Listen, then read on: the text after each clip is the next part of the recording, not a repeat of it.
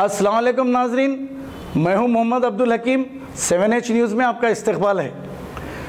Jubilee hills police limits में 2 गुटखा फरोख्त करने वालों को पुलिस ने गिरफ्तार किया है। इनके कब्जे से 1,75,000 का गुटखा बरामद किया गया है। पेश है इस मामले पे हमारे नुमाइंदे रहीम खादरी की ये रिपोर्ट।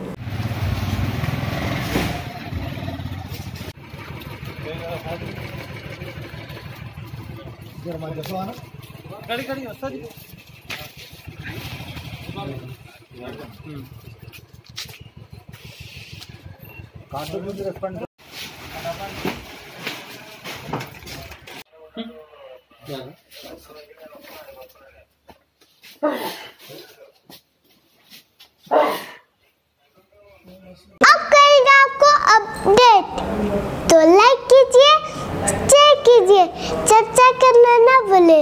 चैनल न्यूज़ आपकी आवाज़।